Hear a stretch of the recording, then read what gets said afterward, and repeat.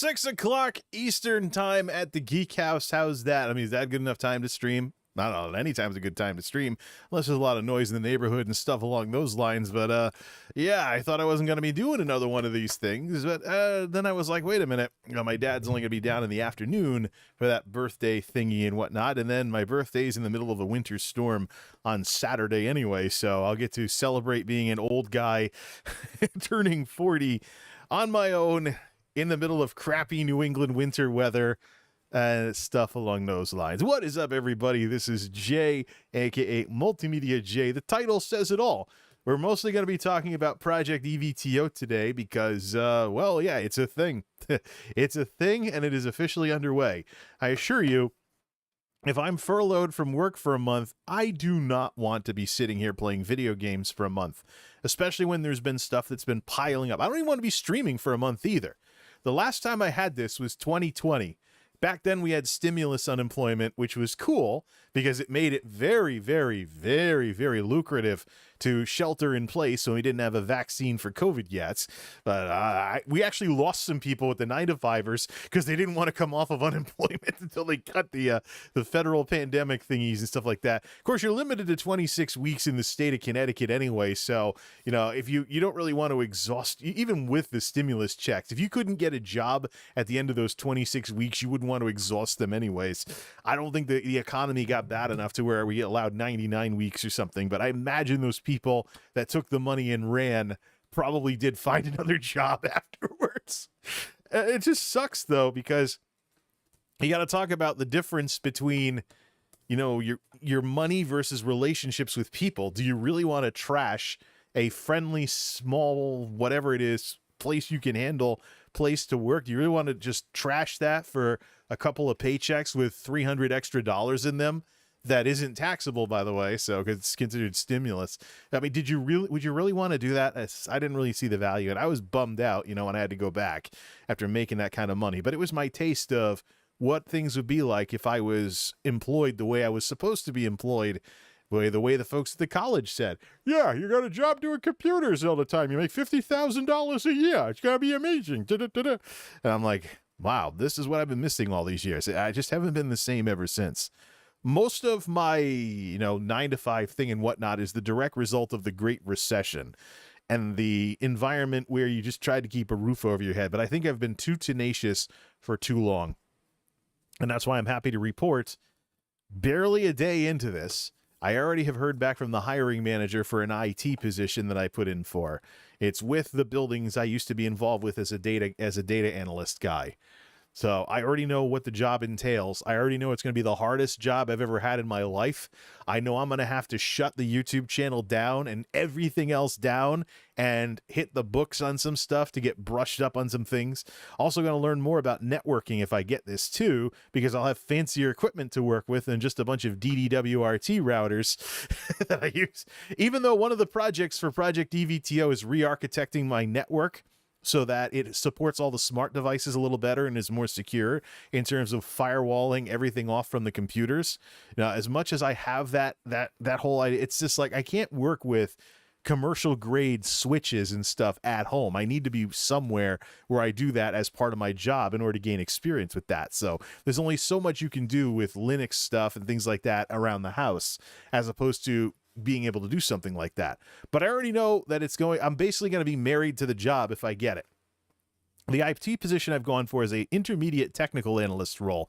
It's essentially a promotion long overdue from what I was doing before I was laid off, before I was laid off 10 years ago. So it's the sort of thing I was tossed around the idea of getting back into IT at the entry level. The problem is, entry-level IT, just to kind of get back into it, pays the same as warehouse work around here. We have warehouses that are hiring people around $20 an hour because people aren't sticking around. People have this big problem with actually having to break a sweat at work.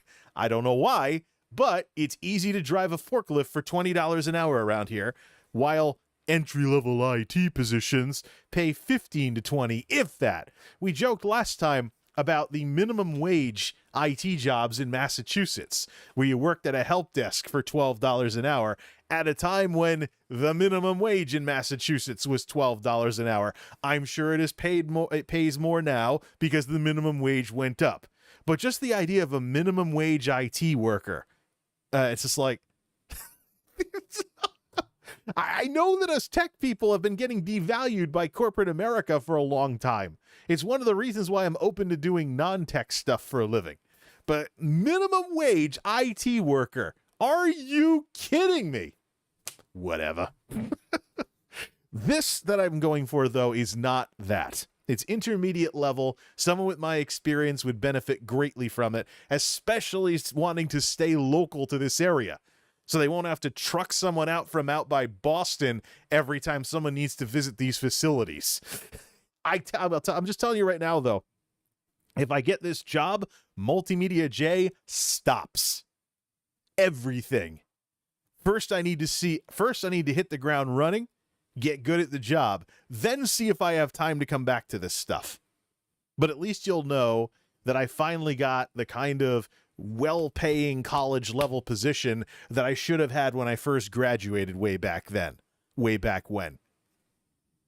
So I would come back to this for videos and streams if I got that, if I figured out if I was going to have any free time to do that. But this is one of those hard jobs that you're married to. It'll pay nicely, but I got to see how much of my time it sucks up. It's also one of those things, too, where you're basically never off work, no matter what. You have to have your phone on, and you need to be willing at any time to, if a system goes down, you're going in there to fix it because you're the only one that can do it. So you can get called into work pretty much at any time. It'll pay nicely, but that'll be the only plus. Of course, after years of being tenacious, I could actually stand for a good challenge outside of this internet stuff, as we've watched YouTubing and Twitch streaming and all this alternative income crap just crater and crater and crater because more and more people are getting into it. Too many people for the market to properly support. But yes, if I get this job, I'll be married to it, essentially. Whether or not I still do anything on this channel depends on whether or not I have any free time with everything that's going on. But hey, I got nothing better to do except this type of stuff. It really sucked to see you leave, but at the end of the day, it's your life to do so as you please, says Logan. I would not quit YouTube. I would just see if I still had time for it. The big thing is, this is the sort of thing where you want to hit the ground running and get good at it, and then see if it's something you want to stick with. It could be the case that the job is a black diamond. I don't know if you're familiar with the term black diamond. There's an old Stradivarius power metal song about it. Basically means an impossible relationship. This job could be a budgeting nightmare because you're expected to work miracles with no budget to service equipment. It could be a total disaster, and that's why they can't keep anybody there, because people know they're basically getting set up to get fired for poor performance when you never have a chance to actually be good at the job in the first place. That's my only concern with this, is that it's the 9-to-5ers we're talking about here. It's an underdog company, so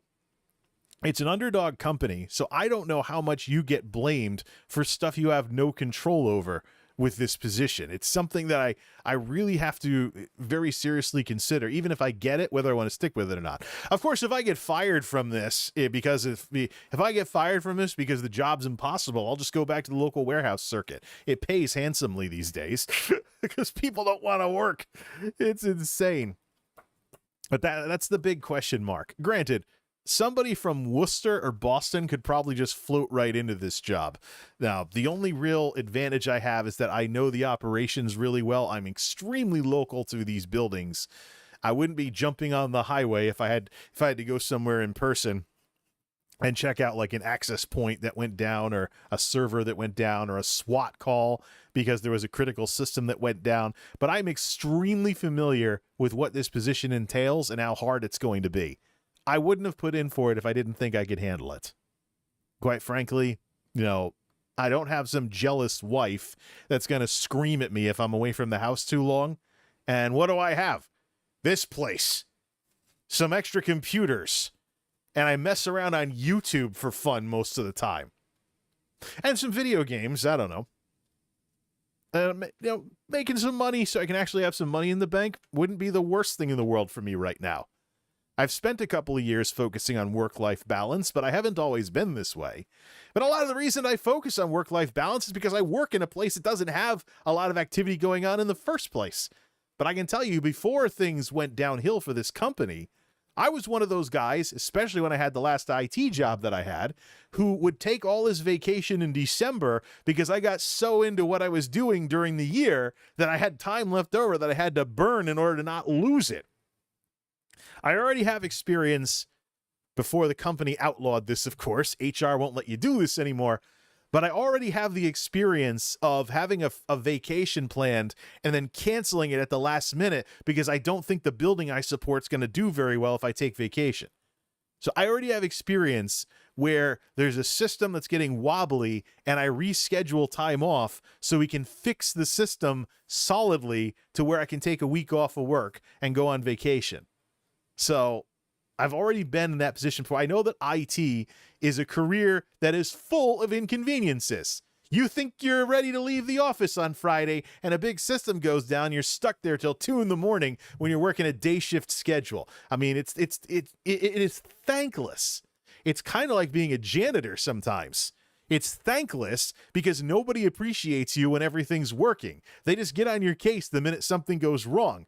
If you're good at your job, you keep everything working a lot, so people are constantly upset whenever a system goes down because people are constantly upset when a system goes down because that's the first time it's gone down. They don't notice when everything just works like it's supposed to.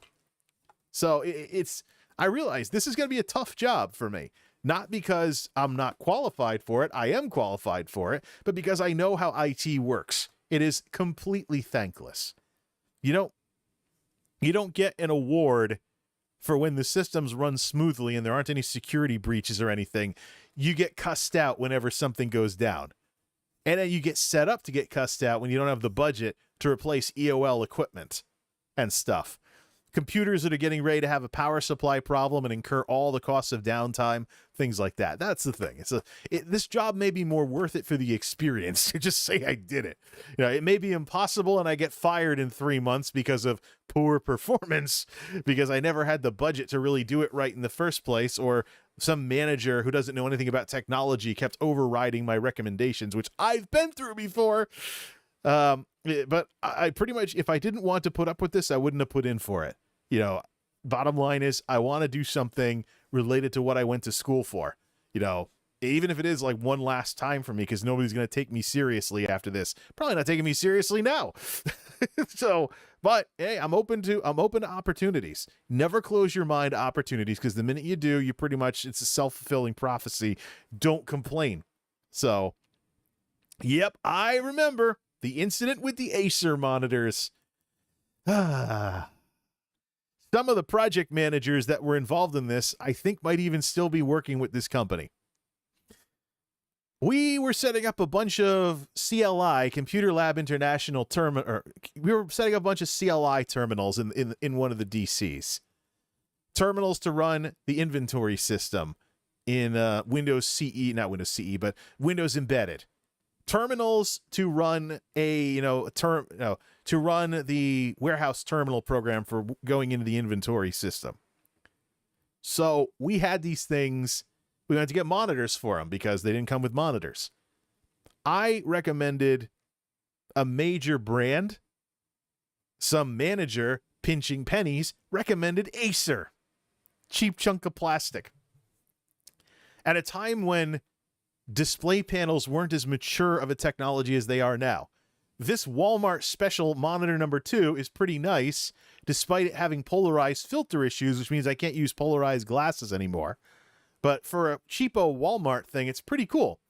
These Acers, however, were cold cathode LCDs, old school LCDs that had an inverter board and a cold cathode, like late 2000s, early 2010s. We had a defective batch. The inverter boards on monitors all died within a couple of weeks of each other.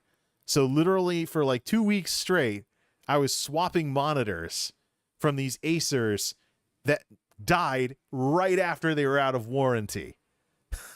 So Oh, we've had those for a year now. Oh, look, this one's dead. That one's dead. I'm like, this is like late 2000s. I'm like, I got a Samsung monitor from 2006 that still works perfectly. You went with Acer crap. You got Acer crap. Congratulations. You've had to pay to replace the units right after the warranty expired and we had to junk them all.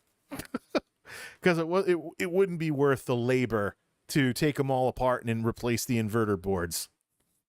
Because these were cheapo Acer monitors. Congratulations. So I've been in that position before where the tech person gets stomped on by some penny pincher who doesn't know anything about technology. So if I saw it with this position, it wouldn't be anything I hadn't seen before. I would just know that I was probably being set up to fail. So look to retire or whatnot from IT or something along those lines. Either way. I don't know if I'll even get an interview. It's just I think I'll get an interview, and I think that'll be the extent of it. But even with just warehousing alone, there's ways to make more money around here that I want to take a look at here. All right, let's check out the birthday card. All right, Hallmark card. My dad actually got one of these things. An impossible birthday stunt. Put your tongue on this spot, then sing the birthday song without moving it.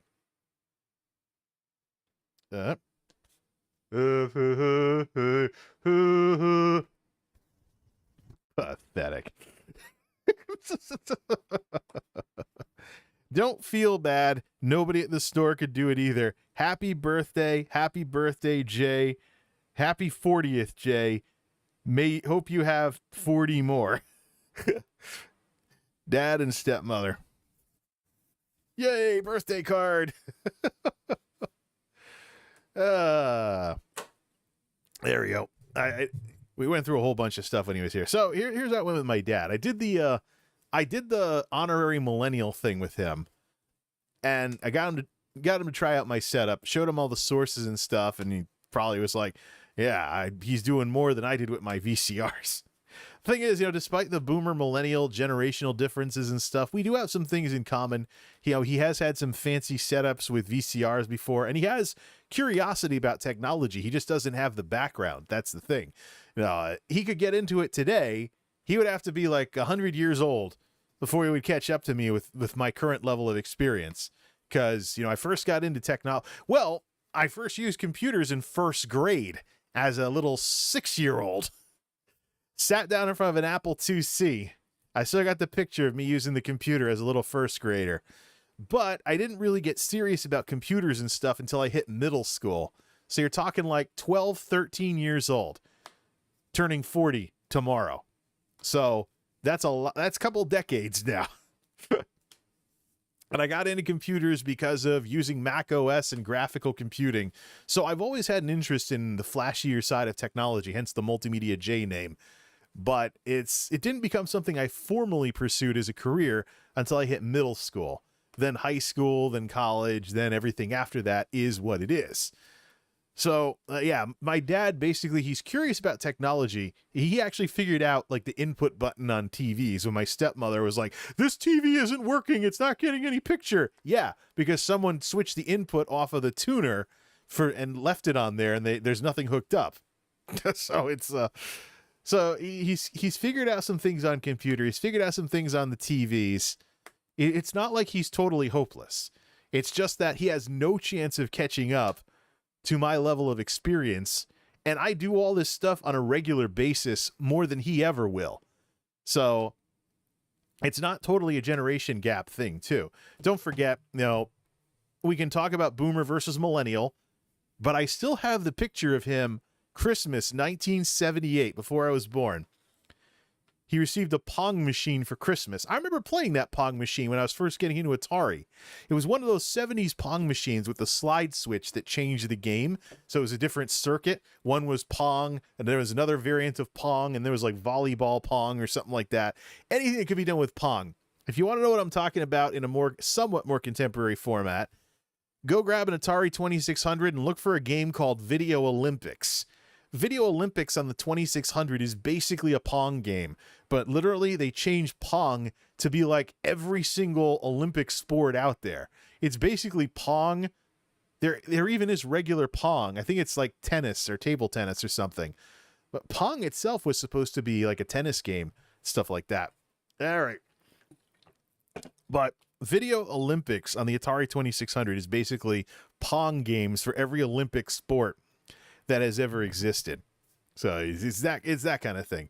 But my dad had a Pong machine when I was in the 70s, and I played it when I was little. He talked about wanting to have like a light show in his place because he had a little bit of disco influence in that era. Here I am with the with the voice controlled lights and the light mode, dark mode for this place. Although we're a little more blue than usual because the plant light's off because I have some hostas growing in the flower pot, so they need their night cycle. So there's no purple tonight, but it'll turn back on at 11 o'clock. So my usual middle of the night stream time. 11 o'clock Eastern anyways, so my usual stream time will be like that.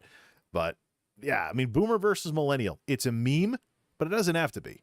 Now, there are some similarities between the generations, though we don't want to admit it. Plus, if you want to talk about stuck-up baby boomers who don't want to understand that things are worse for millennials than they were for even them and even Generation X, if you don't want to be going down that path,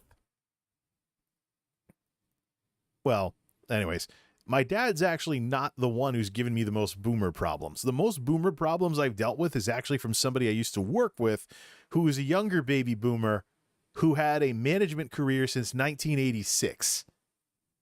So the guy is basically was like Gordon Gekko. He's gone now. So he's gone now, but he was jumping on the soapbox preaching to me about not having a corporate job or not working in large companies, start my own business. I'm like, yeah. You're somebody who's had a solid career for 30 years and you work in corner offices and stuff like that. And you're telling me that following in your footsteps would be a terrible thing when you've made a boatload of money off of being a manager for 30 years. Spare me the crocodile tears. But this was the guy that, if you want to talk about boomers, baby boomers, talking about how millennials need to pull themselves up by their bootstraps, even though the game is more rigged against us than it was against them when they were young in the 60s and 70s.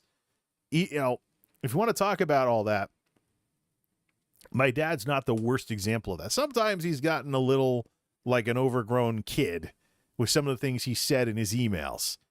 But he was never as bad as some of the older folks who are just dumping on young people. Why can't they get good jobs? Why can't they have careers? Why can't they save any money?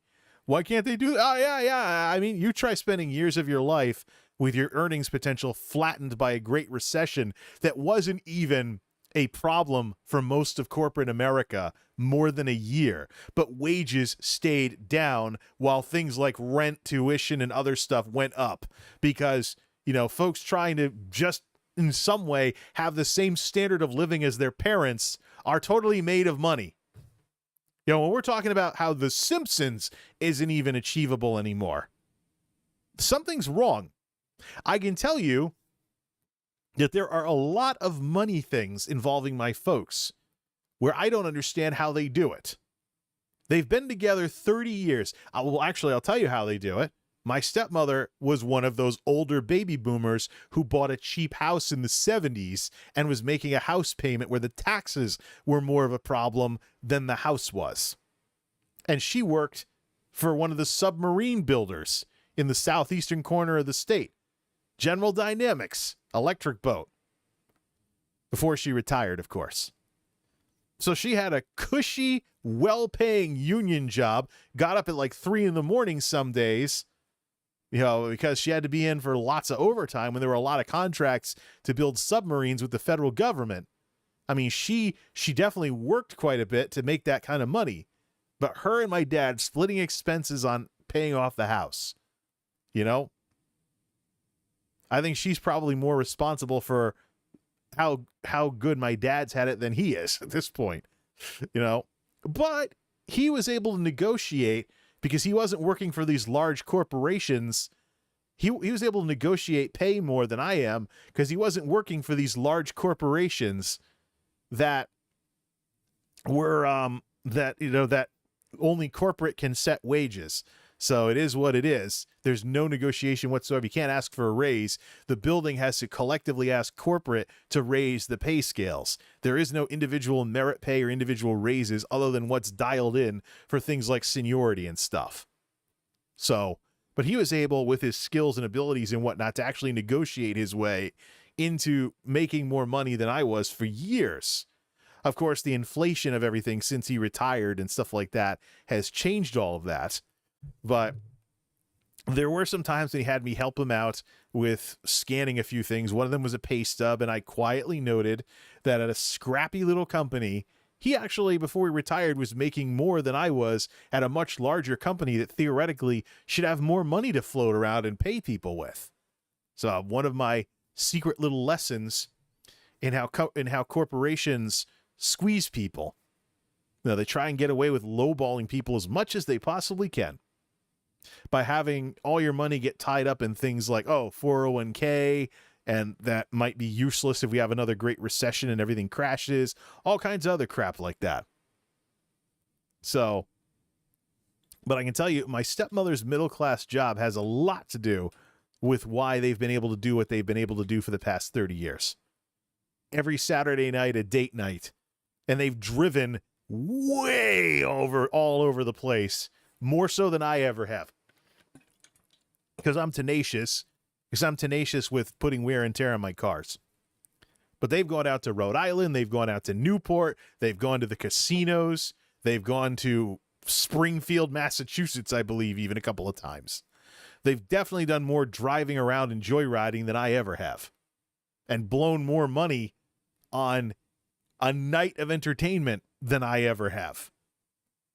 Oh, but there's something wrong with me if I buy too many video games on Steam and spend months playing and beating them. I need to watch my expenses because I buy $20 video games on Steam that I play for a month or two instead of spending $30 to go to some show at the casino and then having to drive all the way down there and back with the wear and tear on the car.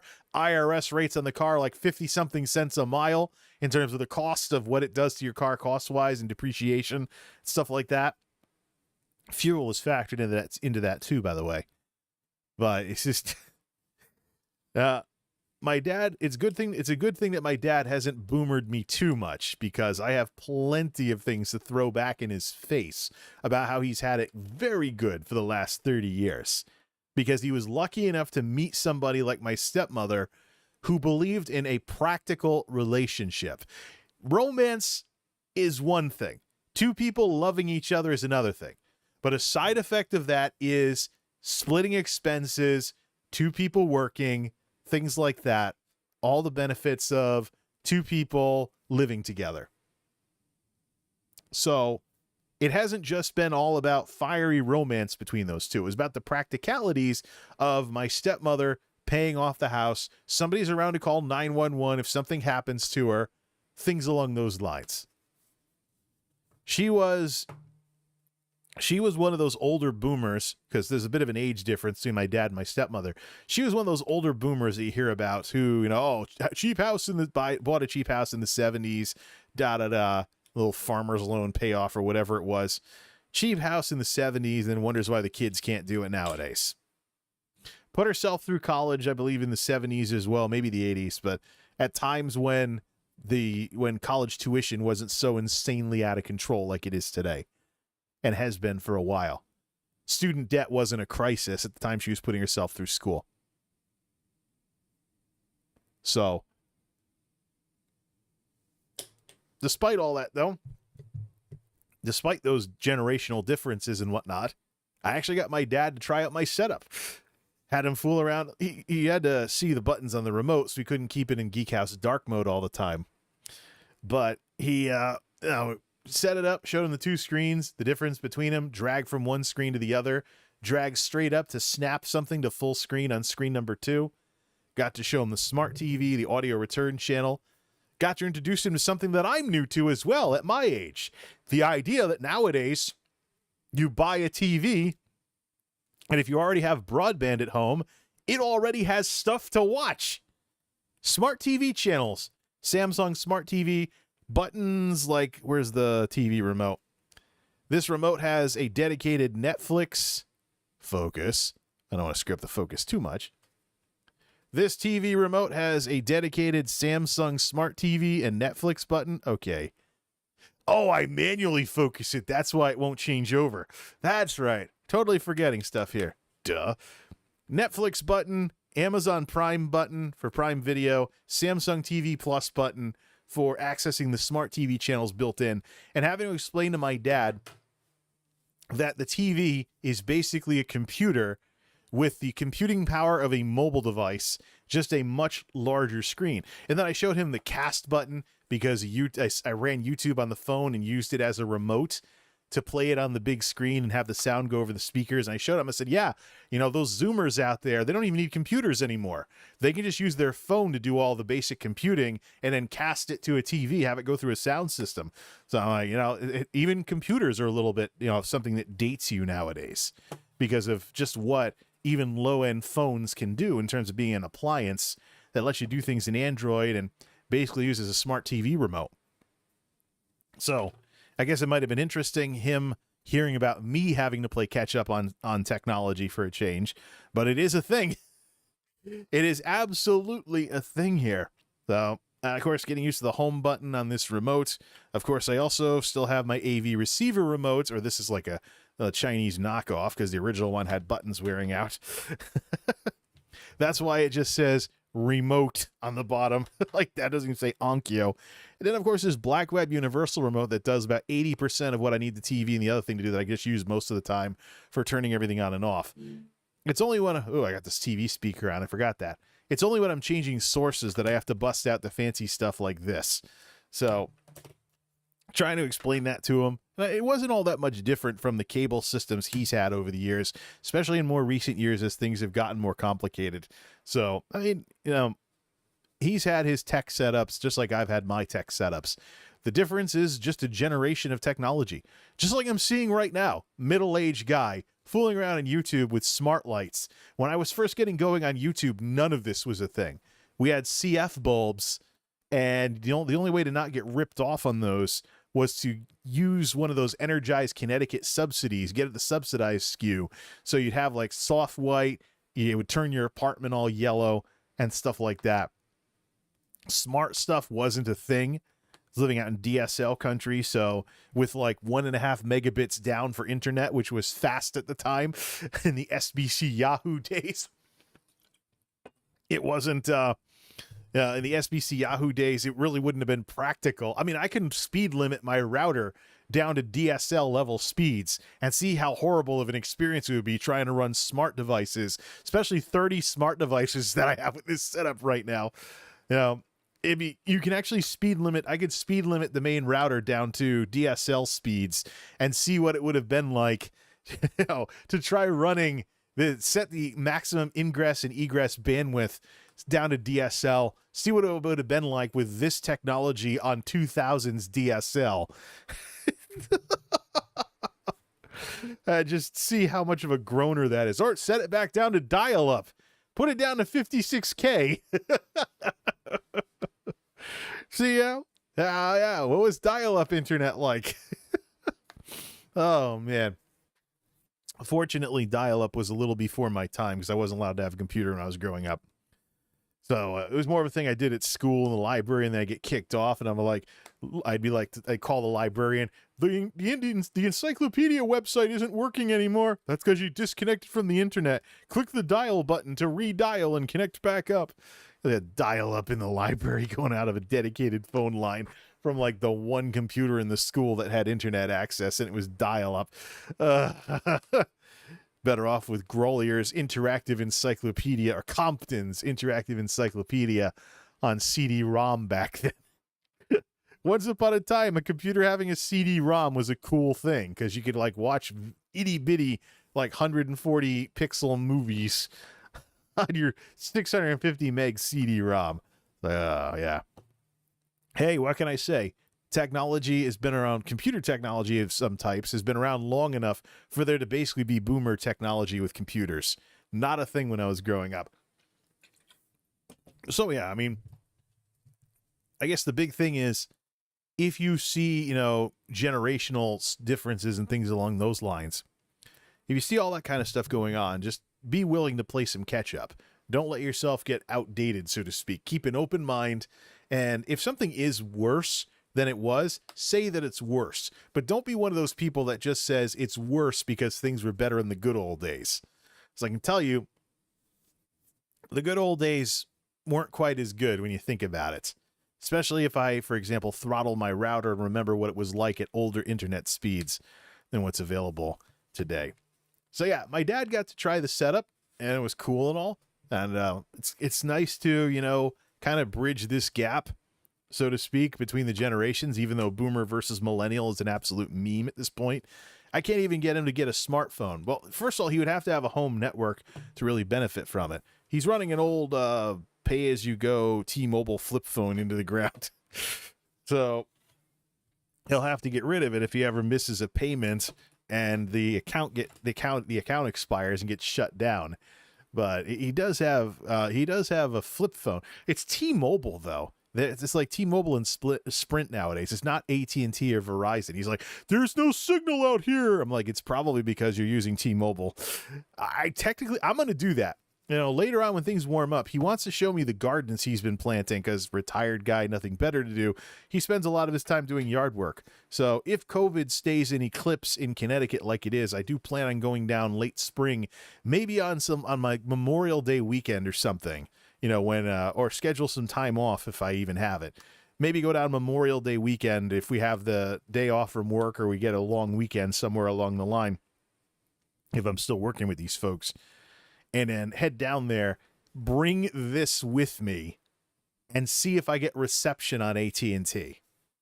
Yeah, I don't have a Verizon phone, but AT&T has actually EOL'd.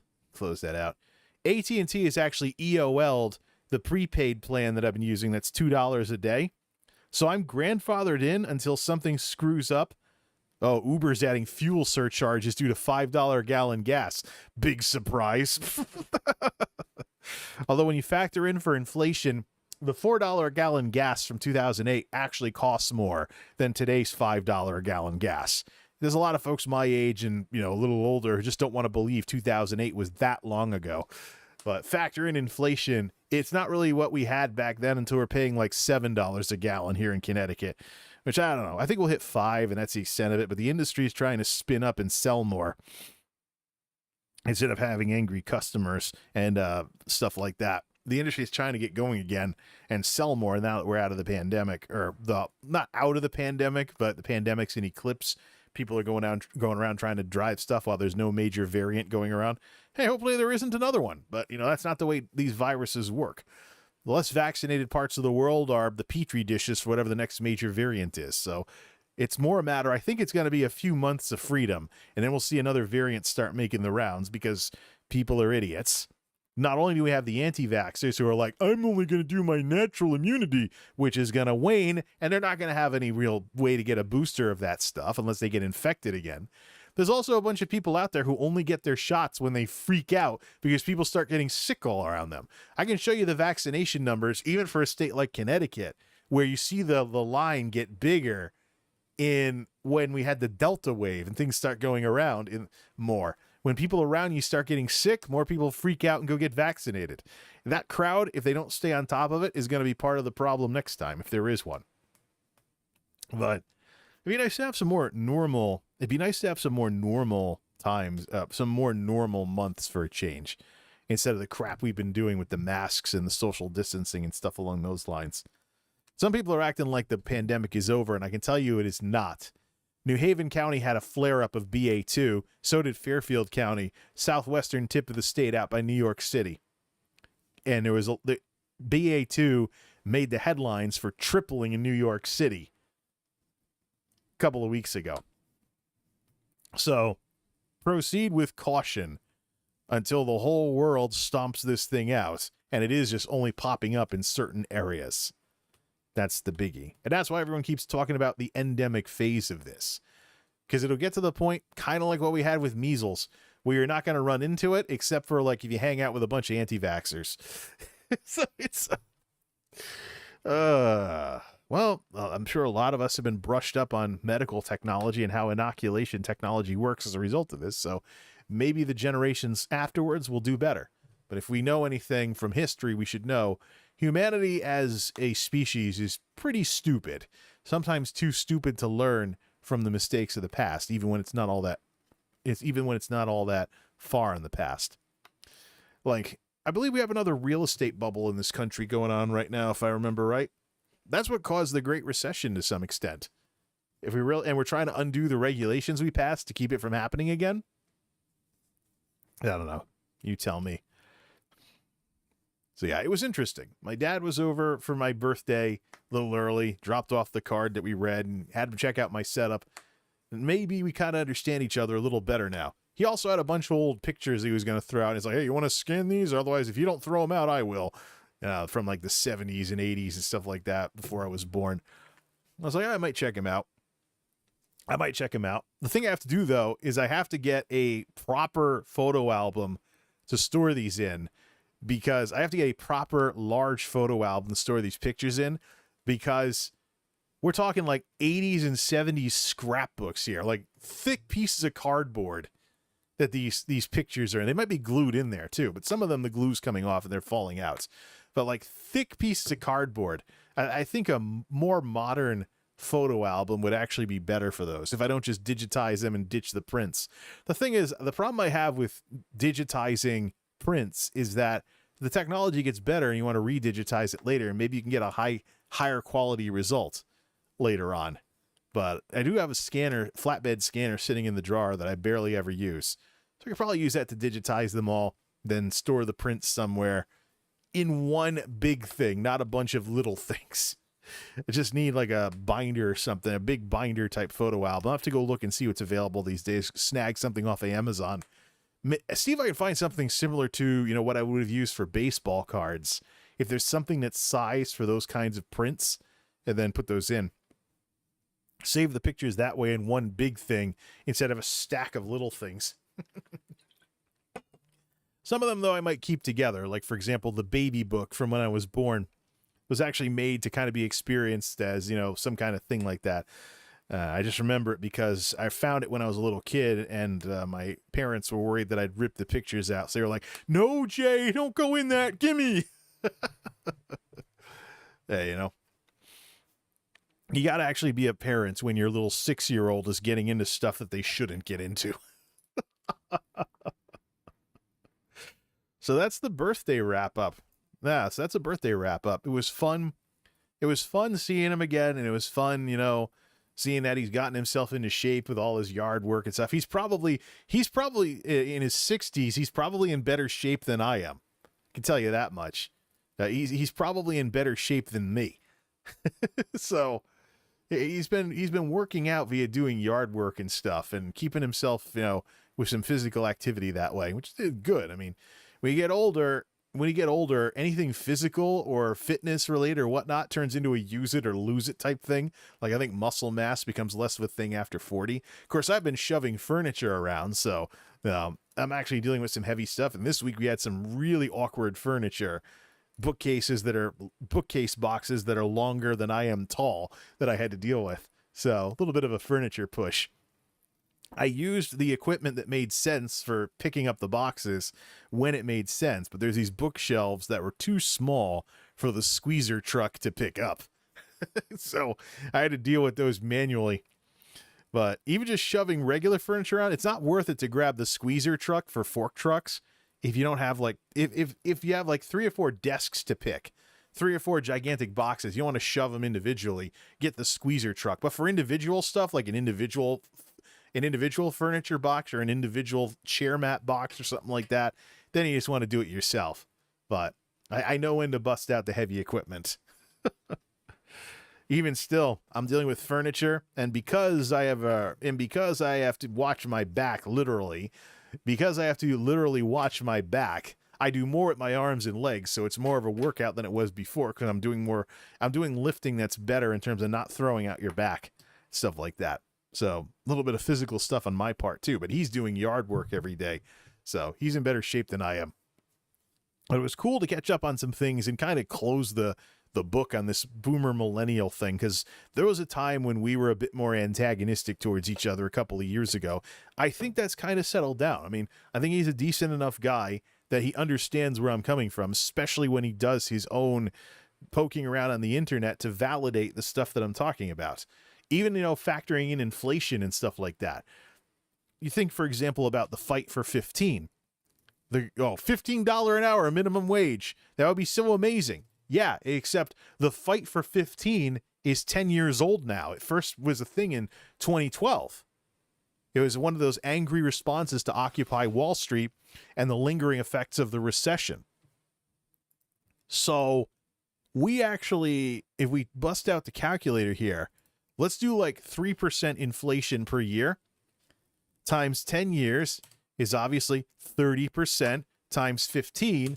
The fight, what? No, not 0.3. 1.3 times 15. I mean, we should be pushing for a $20 an hour minimum wage, because in terms of purchasing power and whatnot, $15 an hour in 2012 is closer to 20 nowadays. 1950, just rounded up to 20. So what the Fight for 15 movement was pushing for back in 2012 is similar to the minimum wage hasn't even caught up with in terms of purchasing power. So, and then it's a matter of corporate greed as well, making sure, because prices are not costs and people can set prices up to a certain amount depending on the elasticity of the market and the flexibility or lack thereof in terms of whether or not people have to pay you or not. Because of market conditions and market forces, prices can get ahead of inflation. Just like how we see with these companies out there that are doing quarterly calls that have to be publicly available if they're publicly traded companies, where the CEOs are bragging about pricing initiatives or some boilerplate thing or bringing in record sales or windfall profits. And you're like, the profits should have stayed flat or advancing at the same rate if things were terrible and all the prices had to go up because of inflation.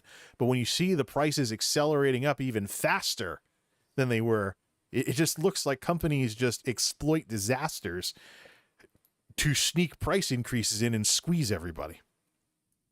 It's like, really? Look at corporate profits after tax, St. Louis Fred. You'll see a little drop for the Great Recession, but then things come roaring back, things increase. They actually taper off a bit during the Trump years, oddly enough. Obama into Trump, you see the acceleration of corporate profits actually trail off, strangely enough. And then the pandemic happens and things shoot up faster than they did after the Great Recession. That's really bizarre. But we know, if you know basic business, profit equals revenue minus expense.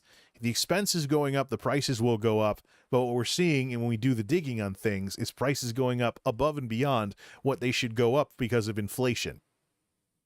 So there's companies getting opportunistic in here, hoping there won't be enough smart people in the world watching the numbers to notice that they're going beyond what they're forced to raise prices by because of inflation. And that's not even talking about stuff where speculation is a thing, like with oil futures and global commodities, where even if we only sanction Russia, it's going to affect prices worldwide for oil. Just by nature of how the market works and what speculators do when they freak out about stuff, which is one reason why I support a Tobin tax, a tax per transaction on stock speculation to chill that effect down a bit.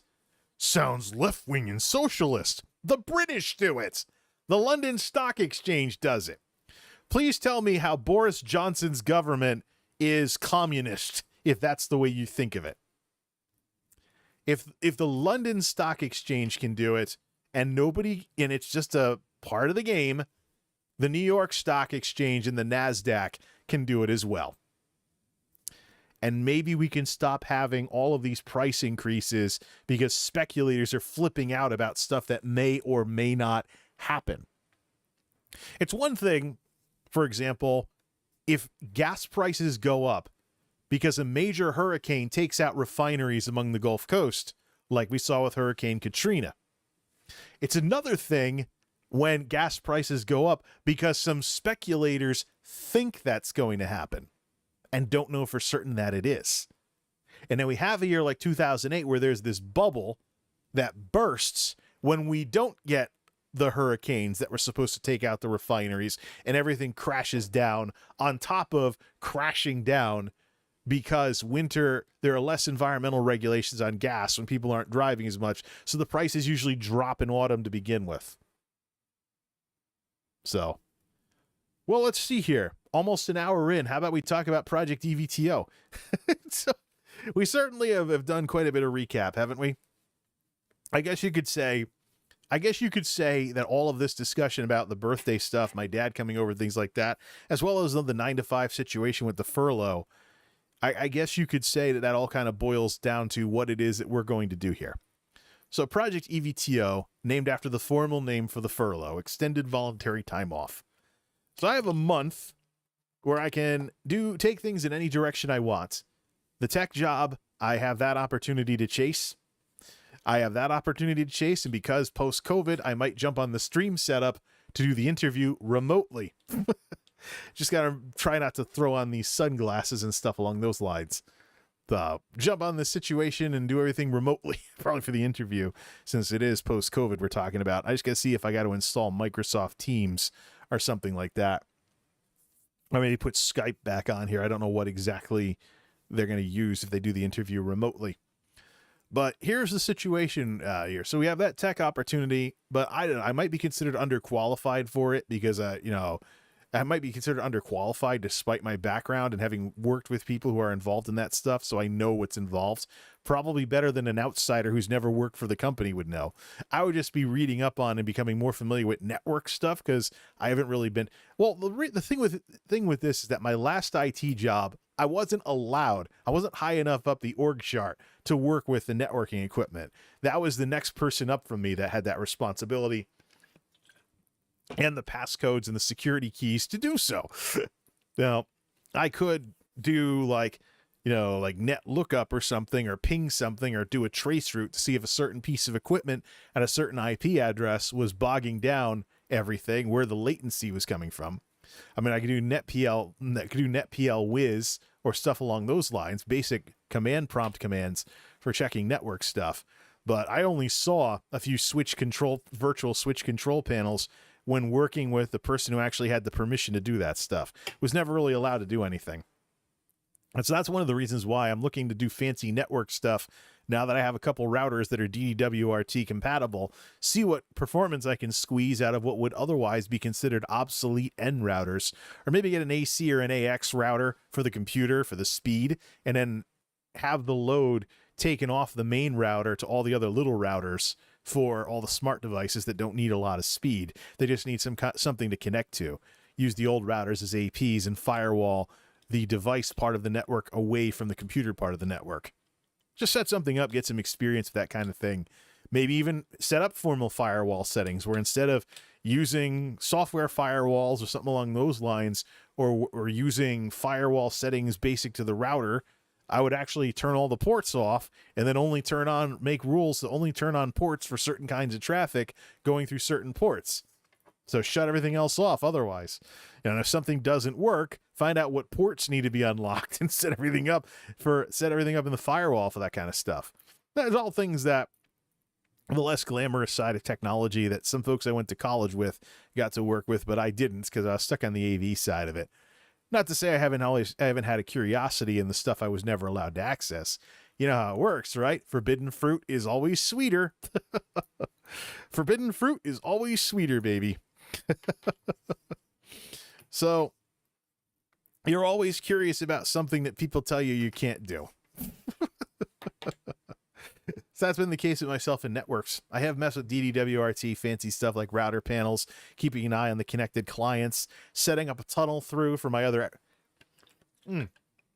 setting up a subnet and a tunnel through for one router going into another router as an extension of the network so that everything on that router gets a different IP address. So instead of 10.31.10, it's 10.31.20 or something along those lines. I don't use those numbers, by the way. Not internally.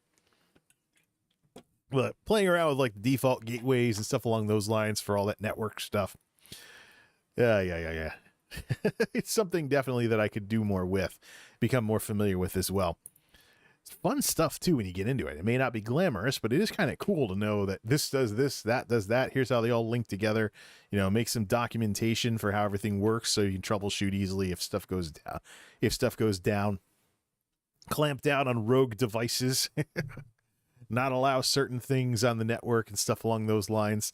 Have rogue device detection if some idiot plugs in a Netgear that you can't remote into because they don't have enough network ports. So they just wire in a drop and stuff they don't wire in the drop correctly. I mean, actually, the worst thing I've ever seen in that department in terms of rogue networking was Ethernet connections in an office where it was just a wire coming out of the wall to a cat plug.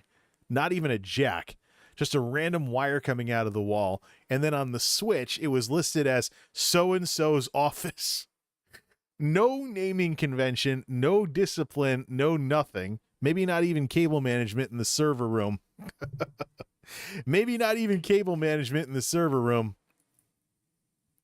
But it's just, random wire coming out of the wall. Instead of properly installing drops for everything. And how about maintenance folks repainting a room, then the network goes down because they painted over the network box. Thanks. You got paint all over the connectors, and you wonder why the computer's not working.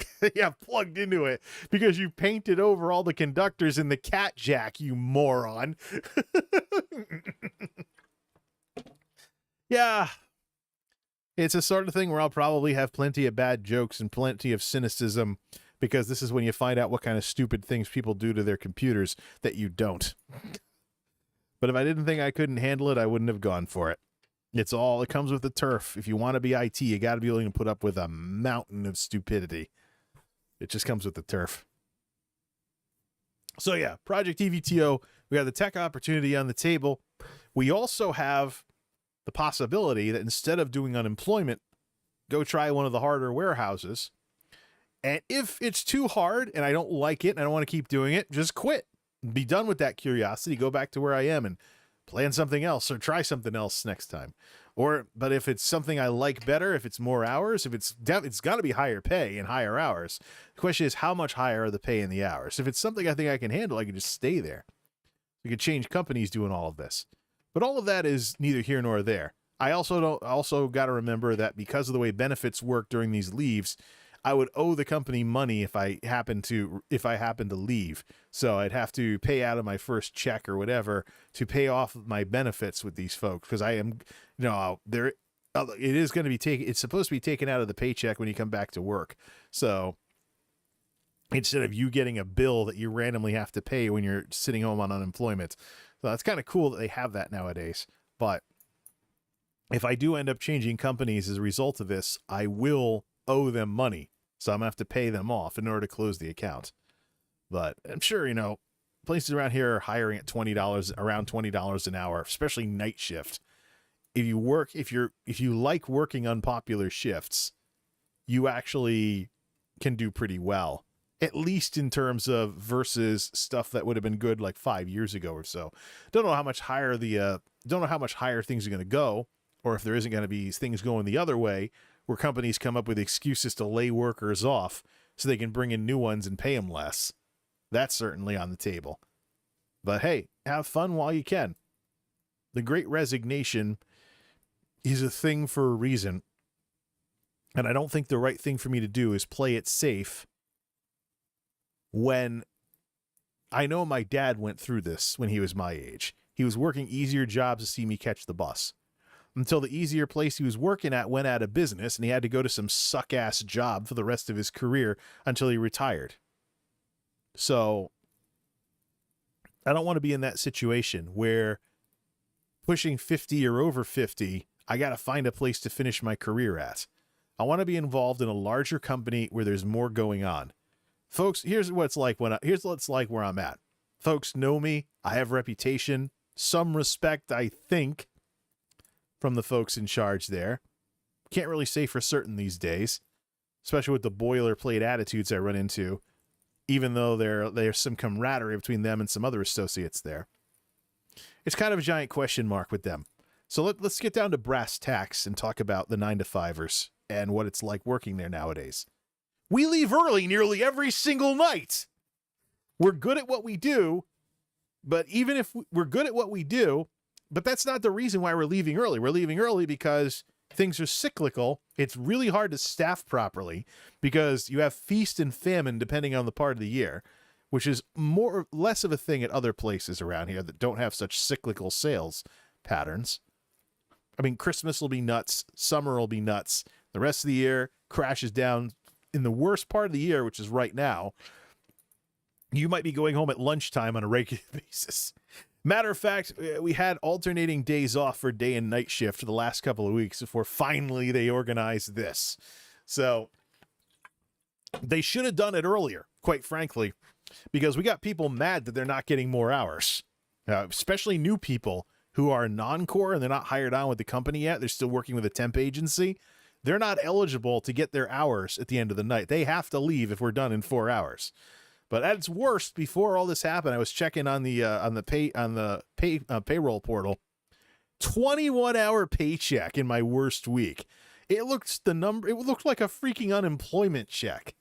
The thing is, though, we've got everything dialed in with what we have right now that I'm probably usually getting like 30 to 35 hours a week as at a full-time job. I mean, like, it's a Barack Obama definition of full-time. But I'm willing to work 40 hours. I've done it before. I mean, I could do like 35 to 40, but not 30 to 35. There truly is nothing like running the numbers when you get a raise and realizing that because you're leaving early because there's nothing to do but push brooms more than there was last year, your raise is probably not even going to affect anything. So, and you might even be worse off because your only choice is to become a part-time janitor, something like that, as part of your job, you know, and there's a bit of hesitation on the part of the managers to have too many people cleaning for too long because it affects the labor budget. It affects all that other lovely stuff. So it's not like everybody who they probably, I like to call it, you know, sucking the leaving early teat of sorts, because that's really kind of what they've become like. They hire a bunch of people that are more laid back than the people I remember working with years ago, who love going home early. Maybe it's a bunch of 20-somethings that are still living at home with mom and dad, or, you know, they don't have rent or anything, or they have board instead of rent, or they have a bunch of roommates because they're living like they're in college. You know, they don't have kids or families yet. You know, it's a millennial thing and a Zoomer thing too. I mean, I'm seeing a lot of one-bedroom apartments being advertised on Facebook that aren't really apartments. You pay the equivalent of a one-bedroom apartment to be somebody's roommate and get a room in their two-bedroom apartments. So they choose what's in the living room and blah, blah, blah. It's basically college, but it isn't. You know, they're looking for a roommate to split the rent with. Although, if they're advertising one bedroom for $700 a month in a two-bedroom apartment, that's $1,200 a month. Is that really what it's sunk down to? Get a two-bedroom apartment and get a roommate and sublet to them, sublease to them, make them pay the majority of your rent? Is that what everything is sunk to? Look, you get out on your own. It should be that you get an apartment, one bedroom for yourself, and you can afford it. Not a two-bedroom that you have a roommate for, and you're trying to schmooze somebody into paying most of your rent so they get a bedroom for the cost of a one-bedroom apartment. Ugh. It's almost like we should have public housing, basically set up college dorms where everybody just has bedrooms or something. Like, what? What happened to housing in this country? Yeah. Even in New England, Rhode Island has a problem with this too. It's not just Connecticut. What happened to housing in this country? And then, how about this? You go looking for an apartment to rent, and you keep seeing high rents because the landlords, every time they lose a tenant, they go on a giant shopping spree at Lowe's and make the place look super fancy to charge higher rent for. I mean, what if you just want something plain that's affordable? Where's the Aldi of real estate? Like, what? Really? There's so much crap going on with that kind of stuff. I don't like it, obviously. But anyways. So we got into this discussion because we were talking about Zoomers who, maybe didn't have like families or kids to support or something along those lines, or maybe they're trying to amount to something, but they can't get any good deals on housing or anything of that sort. But most of the time with these 9-to-5ers, we're out early. And it's a little too much for my taste. It's fun to have free time, and it's fun to be able to work on YouTube videos without having to have it cut into my sleep. But I think I'm going too far in the other direction. Then you have streaming to consider and how much streaming sucks up your time. 7 o'clock at the Geek House, hour of live time. So, I could have, what could I have shot in terms of YouTube videos? I don't have to stay talking all the time either because it's not a stream. Could do other stuff. Oh, I feel like taking a break from filming this video. I'll play some video games for a bit. Then I'll go back film the rest of it. Just the freedom of videos is just really something else. But yeah. These 9-to-5ers, they have way too much VTO, way too much going home early. And I think they're used to it. So they start attracting people that don't have as much of a work ethic because they're like, I get to go home early a lot. Then they wonder why they don't have any money. Yeah. But then the minute things pick up in intensity, or we get a snowstorm or something, these people who are normally ho-hum about working at this place, now we got call-offs, some cases ridiculous call-offs for like low amounts of snow because of the kinds of people we're hiring. That seems to be a foreign concept. I try to bring this up. People kind of try to deflect, downplay, deadpan, try and crazy make me like I'm a moron or going nuts and don't know what I'm talking about. As if I'm not going to notice when people gaslight me about this. But no, there is such thing as attracting bad people to your business. That will affect how your business runs. And it's going to affect your ability to staff up. It's going to affect your ability to field a team. And it's going to affect your ability to handle when work picks up. These folks don't handle it very well. And because of the turnover that's a result of their people problems, in addition to the great resignation, in addition to being an underdog employer to work for, we've actually gotten a little bit more hours than we would otherwise do during the dead times of the year. So maybe if they stopped factoring in people who want to leave early so much and just didn't generate a lot of overtime, they could have a better setup with better people working there and getting more hours, and it wouldn't be such a big deal. I've been working on that lately. But the impression that I've gotten from the managers talking about this is they only did it because they had to, because they couldn't get good people to stick around. So at a time when maybe we would have had more free time after everything crashed, we actually got more of our hours, which I liked. But there's other people that were probably upset about it. So it's kind of become a cultural expectation to VTO all the time. That's not good enough for me. That's not good enough for me when I want to be a responsible adult who doesn't feel like a hopeless millennial if I decide to have some fun with the money that I've earned. That's not good enough for me when I understand the value of my time. That is something you learn as you get older. The sooner you learn it, the better.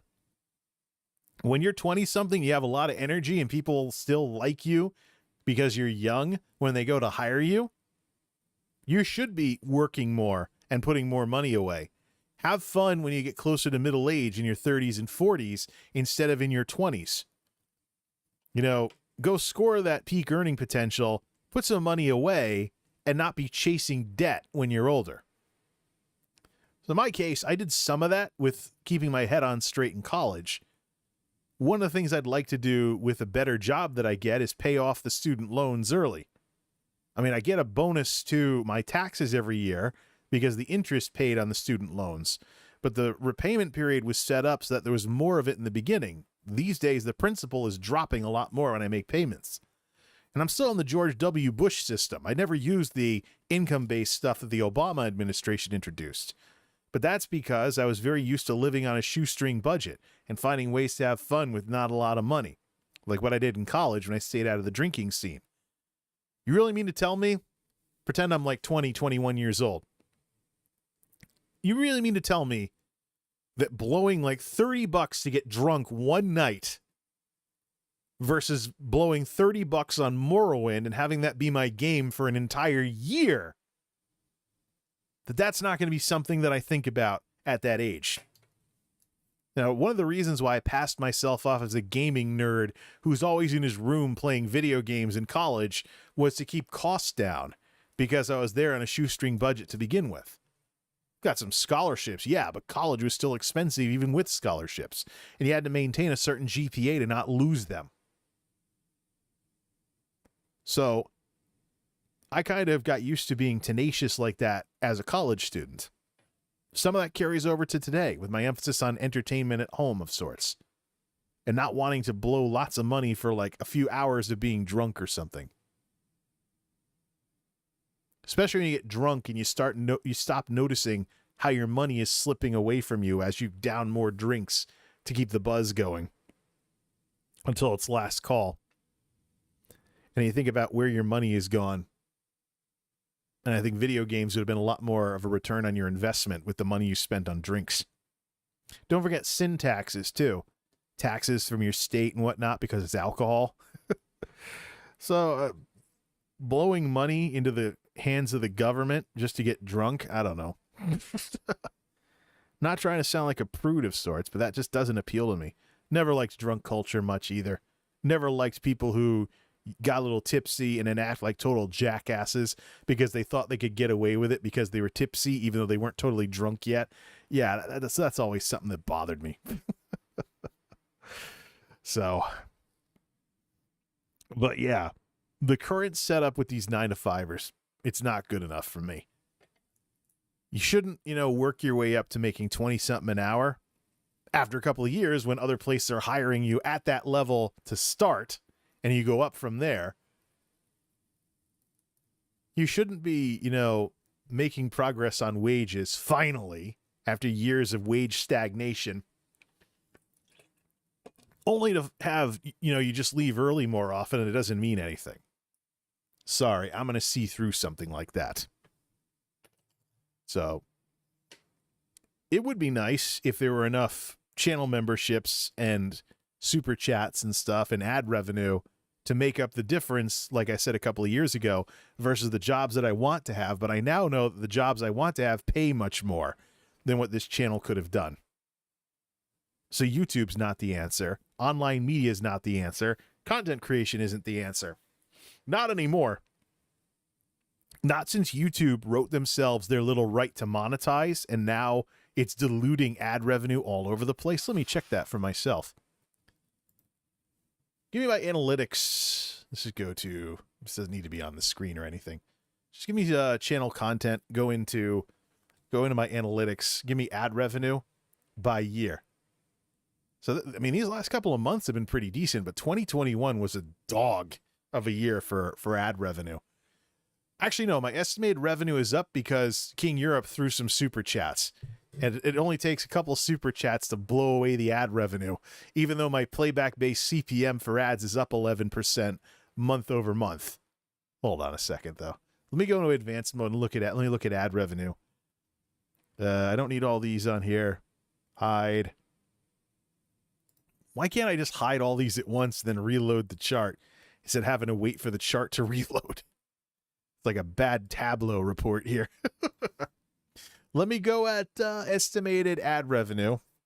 Let me look at estimated ad revenue. I don't even need views on here. Let's do ad revenue by month for custom. Let's go from 1/1/18. Start from 2018 to this month. So the bulk of the there was more ad revenue. Let me just look at the totals, not for specific videos. Link this up. Actually, no, we don't need to link this up. We don't need to show money or anything. So the way it works is the numbers went all over the place in 2018, 19, 20. Starting in 2021, it crashed down to much lower levels. Let me actually set this up monthly going all the way back to June 1st of 2016, which is my first full month as a YouTube partner. So going back to the beginning, what the numbers tell me is that what the ad revenue has tanked down to since the crash when YouTube wrote in their right to monetize, the YouTube ad revenue per month where it's hanging out at eliminated years of progress. Sure, there was a bubble in 2020, but in 2019, it was better than it is right now. Once YouTube wrote in their right to monetize, things cratered badly. These kinds of levels of ad revenue on my videos haven't been a thing since January of 2017. That's how much progress YouTube taking money for themselves has wiped out with their, right to monetize. They have undone years of progress on my channel, years of viral videos, years of the washer and dryer video, and all the money they made because of their right to monetize, where ads are being shown on videos of people not in the partner program. I refuse to believe that YouTube has magically started selling more ads as a result of that. So I'd have to think that closer to what they were selling before is what is now being spread across more videos, and so that's cheapened a bit. Could put the CPM on that chart as well, but I already closed it. Let me actually do that. Let me do a Control-Shift-T. That doesn't work in Firefox. All right, let me just go back to, let me just rebuild the chart here. But yeah, it is not at all viable for this to expect this channel to do what I wanted it to do a couple of years ago and make up the difference in salary, especially when we're leaving early more and more with these people because they're doing everything they possibly can to cover up the fact that they're an underdog employer. They're an underdog employer, and basically organizationally, the way it works is the org chart of the place is basically I got mine, sucks to be you. You're either going to be somebody who can't advance because there's no career opportunities. You literally just do a warehouse job forever. But your boss is probably going to be some Gen X person because the boomers are all retiring now. Your boss is probably going to be some Gen X who's been there forever that is just trying to scoot through to retirement. They're not going to try and get a job anywhere else because they just want to park it, basically be latchkey managers. You think like a latchkey kid in the 70s coming home and plopping down in front of the TV after letting themselves in the house. Well, got kind of a latchkey management type setup where the Gen X thing is kind of turning into that. All right, let me see. Estimated ad revenue and CPM. I have CPMs and I have ad revenue. I just want to check with this custom setup. CPM is proprietary information, so I will definitely not display this on the screen. But 6/1/16 to March 10th, 2022. Set it up by month. Give me like the total. Oh, it is giving me the total here. Do a line chart by month, so it won't be like a polygraph test. So ad revenue craters. So ad revenue craters, but CPMs stay similar. Yeah. The CPMs during the times my ad revenue was crashing in 2021 down to the miserable level that it's at today are similar to where they were in 2018-19. So YouTube is still managing to sell advertising at a decent price, but the money's not making it to creators like it was before. Thanks, right to monetize. So yeah, there you go. One reason why I'm looking for, more of a career focus and more of an offline career, because YouTube has pulled the rug out from under people. There's people that are still going to chase it because they think it's still doable until they smarten up and look at the numbers and realize that being a full-time YouTuber, like maybe you would have done 10 years ago, is just not viable. And the platforms aren't pursuing that, which is kind of bizarre. I mean, why wouldn't the platforms push for more money that could be shared with the creators? But the truth of the matter is that it doesn't really matter. What matters here is that YouTube is making more money regardless of whether they're sharing it with you or not. They might be sharing it with another creator or whatnot because of right to monetize, but it's a disaster. So yeah, the thing where, I work a warehouse job, but YouTube makes up the difference money-wise, forget it. I'd have to be super popular with people constantly buying memberships and super chatting in order for that to be a thing. That it would, but even then, you know, the memberships I often look at with Twitch streamers, their base income is their tier 1 subs, the people that stay sub to them and do $5 a month. But I question the ability to make money off of that, because $5 a month is what Paramount Plus and all the Plus services are coming in at price wise. So, okay, you know, $5 a month to support some rando that streams versus an entire media company with shows and channels to watch. Is that what the ad-supported Peacock is? Something like that. I still got to cancel that subscription, by the way. Haven't really benefited much from Peacock. I'm too busy doing other stuff to really watch a lot of TV. So I'll stick with the free stuff. I'm paying for the broadband for something else, so we might as well. But yeah, that's why I'm pursuing all that, and that's why I'm taking a look at Project EVTO. So what are we looking at for this? We have 2 projects on the board. For Project EVTO. Checking out what it's like to YouTube on certain computers. For that part, we're going to use the files that I made my last tech video with. See what it's like to crunch those. So I have to create like I have to set up what I wanted to set up.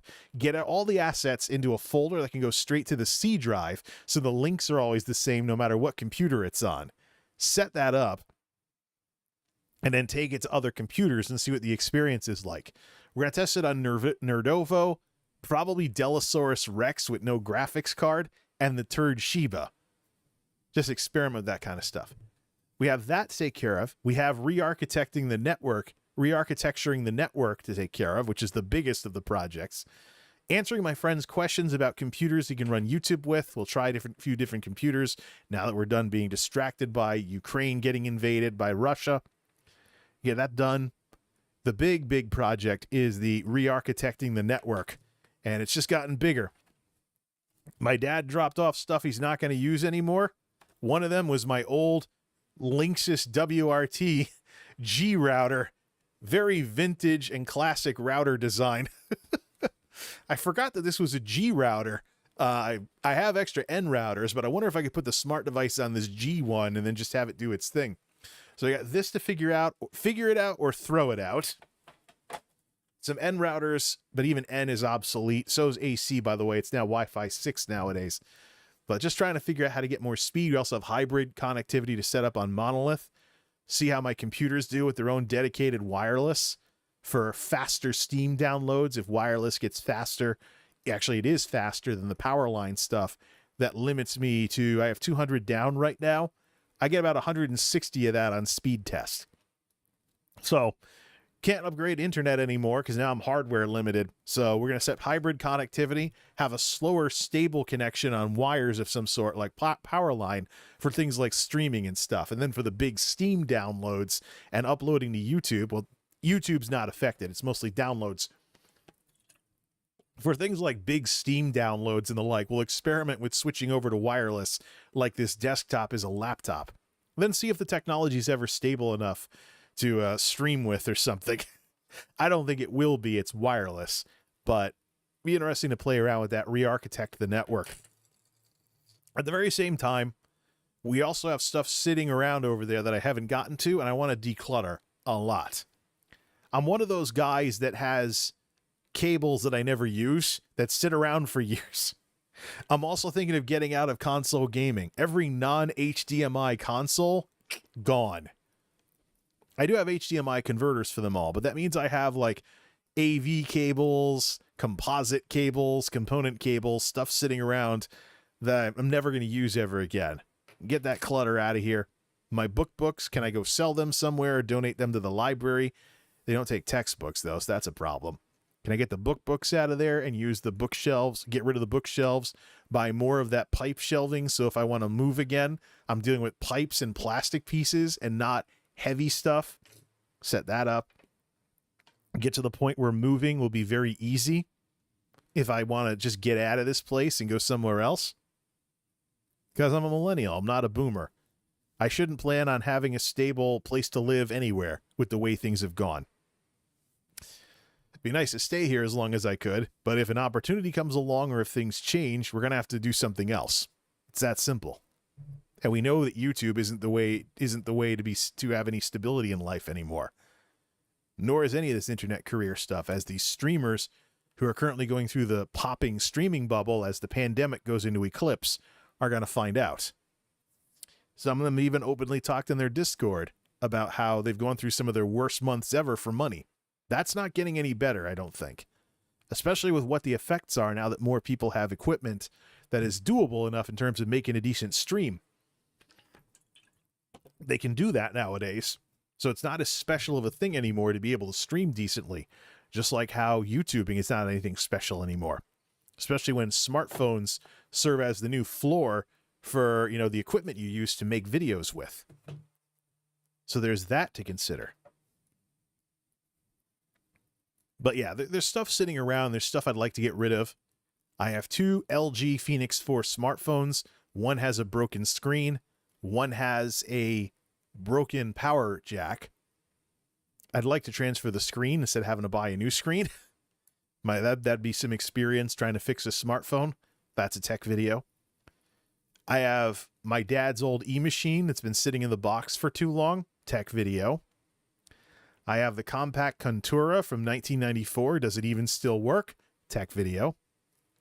I have whatever I'm going to do with the turd Shiba. Tech video. I have rubbish, whatever I want to do with that still. 10-year-old netbook. Never that fast to begin with. Now it's 10 years old and it's even slower. As if it wasn't already the slowest machine that I have. Tech video.